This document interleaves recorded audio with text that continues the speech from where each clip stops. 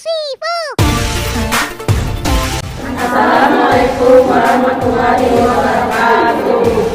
Perkenalkan, kami dari kelompok 2 ingin mempresentasikan hasil makalah kami. Dengan saya sendiri, Sri Nabalia Stuti. Saya Dr. Darmawan Pasaribu. Saya Sakit Mudahari.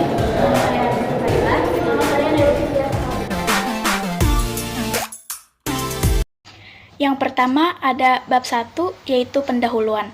Lalu ada latar belakang investasi, yang dimana perkembangan investasi di Indonesia dalam beberapa tahun terakhir menunjukkan peningkatan setiap triwulannya. Hal ini terlihat dari data realisasi investasi termasuk penanaman modal dalam negeri atau PMDN dan penanaman modal asing atau PMA antara tahun 2015 hingga Juni 2017. Investasi adalah istilah yang berkaitan dengan keuangan dan ekonomi, merujuk pada pengumpulan suatu bentuk aset dengan harapan memperoleh keuntungan di masa depan. Sebelum memahami konsep investasi, banyak orang hanya menyimpan uang mereka dalam bentuk tabungan sebelum berinvestasi dalam suatu instrumen. Penting bagi investor untuk memahami dan mempelajari semua aspek yang terkait dengan investasi tersebut. Kemudian tujuannya adalah yang pertama untuk mengetahui pengertian dari investasi dan tujuan investor berinvestasi. Yang kedua untuk mengetahui proses pengambilan keputusan dalam berinvestasi. Dan yang terakhir yang ketiga untuk mengetahui faktor-faktor yang mempengaruhi minat investasi di Indonesia. Rumusan masalah dari makalah yang kita buat, yang pertama itu ada untuk mengetahui apa itu investasi dan tujuan investor berinvestasi, bagaimana proses pengambilan keputusan dalam berinvestasi, yang terakhir faktor-faktor yang mempengaruhi minat investasi di Indonesia.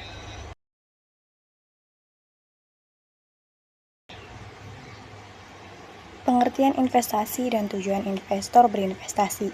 Investasi adalah penempatan dana dengan tujuan untuk mempertahankan atau meningkatkan nilai serta pendapatan dan keuntungan. Menurut berbagai sumber, investasi dibedakan menjadi 3 jenis berdasarkan waktu. Ada jangka pendek, jangka menengah, dan jangka panjang. Secara umum, investasi melibatkan komitmen untuk mengeluarkan uang dalam periode tertentu guna memperoleh pendapatan di masa depan dengan mempertimbangkan inflasi dan ketidakpastian. Dalam konteks ekonomi, investasi mencakup pembelian atau produksi barang modal yang akan digunakan untuk produksi di masa depan. Investasi juga merupakan salah satu komponen produk domestik bruto atau PDB dan terbagi menjadi investasi non-residensial dan residensial. Faktor-faktor yang mempengaruhi investasi antara lain tingkat pendapatan dan tingkat bunga. Peningkatan pendapatan biasanya mendorong investasi, sementara tingkat bunga yang tinggi dapat menurunkan minat berinvestasi.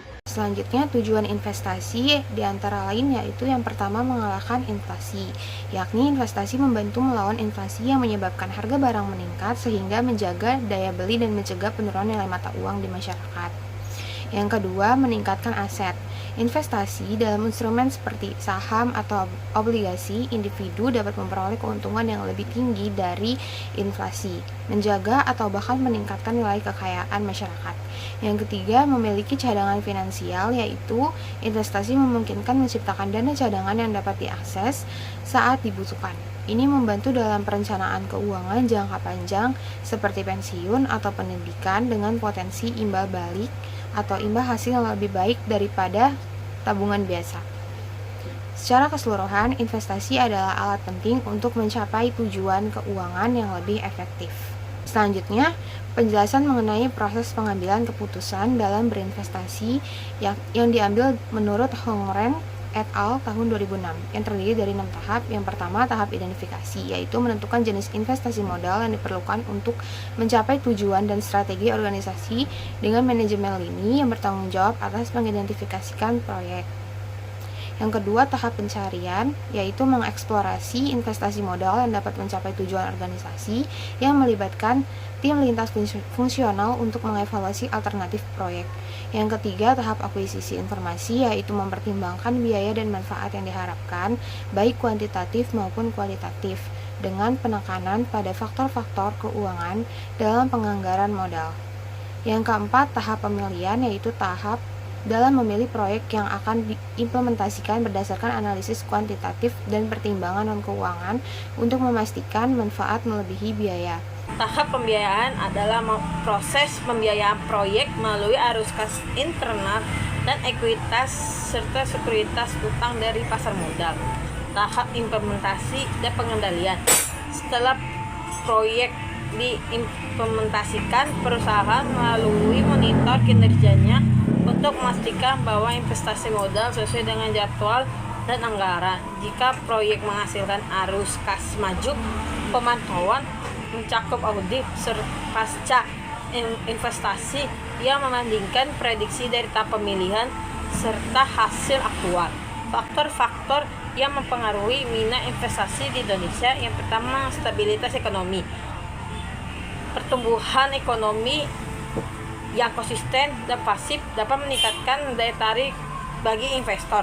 Lalu kedua, kebijakan pemerintah. Kebijakan yang mendukung investasi seperti insentif pajak dan kemudahan dalam perizinan dapat menarik lebih banyak investor. Lalu ketiga, infrastruktur. Ketersediaan infrastruktur yang memadai termasuk transportasi dan komunikasi yang sangat penting untuk mendukung aktivitas investasi lingkungan bisnis.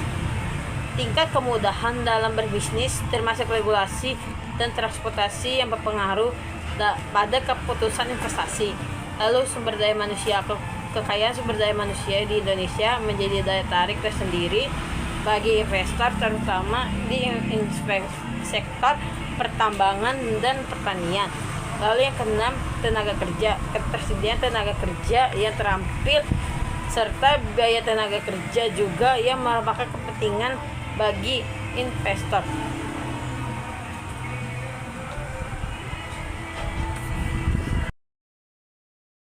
Suatu langkah penting untuk mencapai tujuan finansial. Dalam melakukan perencanaan investasi, perlu dipahami berbagai instrumen investasi yang tersedia di pasar.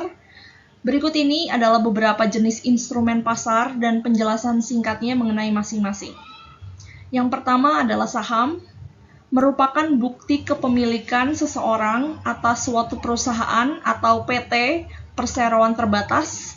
Ketika seseorang membeli saham, ia menjadi pemilik atau pemegang bagian dari perusahaan tersebut yang dikenal sebagai stakeholder atau shareholder.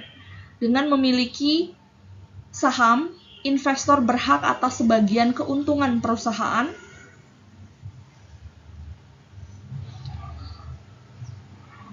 Besarnya biasanya dalam bentuk dividen dan memiliki hak suara dalam rapat pemegang saham. Persentase kepemilikan ini tergantung pada jumlah saham yang dimiliki dibandingkan dengan total saham yang beredar.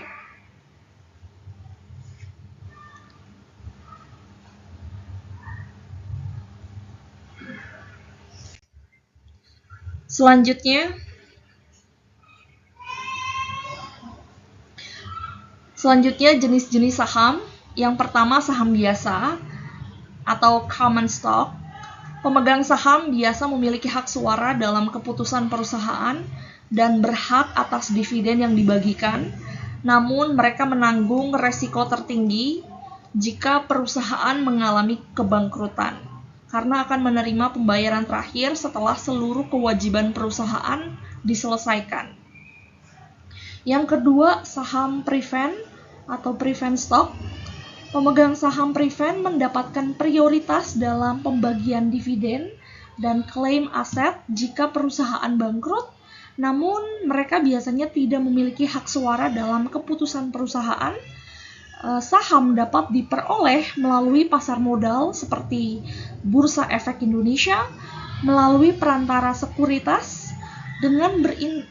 Dengan berinvestasi di saham, seseorang dapat meraih keuntungan seiring pertumbuhan perusahaan, tapi juga harus memahami resiko yang terkait dengan instrumen ini. Yang kedua, obligasi. Definisi obligasi adalah surat utang jangka menengah hingga panjang yang dapat dipindah tangankan. yang mencakup janji dari penerbit untuk membayar bunga sebagai imbalan pada periode tertentu dan melunasi pokok utang pada waktu yang telah ditentukan kepada pembeli obligasi tersebut. Obligasi dapat diterbitkan oleh berbagai pihak, termasuk pemerintah dan perusahaan. Menurut Fahmi 2012, yield adalah hasil yang diperoleh dari investasi sejumlah dana dalam obligasi. Terdapat berbagai jenis yield. Namun, dalam tulisan ini akan dibahas mengenai yield to maturity. Yield to maturity atau juga disingkat dengan YTM adalah keuntungan yang didapat oleh investor ketika membeli commercial paper, yaitu obligasi dengan harga pasar saat ini, dan menahan obligasi tersebut hingga jatuh tempo. Selanjutnya ada reksadana. Reksadana merupakan salah satu alat investasi yang dapat dipilih selain tanah, emas, properti, dan saham. Instrumen ini cocok untuk masyarakat umum, terutama bagi mereka yang memiliki keterbatasan modal, waktu, atau kemampuan dalam mengelola keuangan. Di antara berbagai pilihan investasi yang ada, reksadana adalah salah satu yang paling mudah dan sederhana. Dengan hanya membeli unit pernyataan dengan jumlah yang kecil, seseorang sudah dapat menjadi bagian dari komunitas investor reksadana. Kesimpulannya, setelah memahami berbagai instrumen investasi, kami memilih untuk berinvestasi melalui obligasi dan reksadana. Alasan kami memilih instrumen investasi tersebut karena obligasi menawarkan terdapat bunga yang stabil dan dapat diprediksi. Obligasi juga dianggap lebih aman dan kurang berisiko. Sedangkan alasan kami memilih reksadana karena reksadana memiliki risiko yang sangat rendah dan ditempatkan pada deposito dengan jatuh tempo kurang lebih 1 tahun. Reksadana mudah dibeli dan dijual melalui bank, lembaga keuangan, atau platform investasi online. Kami memilih perusahaan Philips Sekuritas Indonesia sebagai tempat kami berinvestasi dengan rencana penanaman modal sebesar Rp100.000 dan rencana waktu selama 1 tahun. Sekian dari hasil presentasi kami. Wassalamualaikum warahmatullahi wabarakatuh.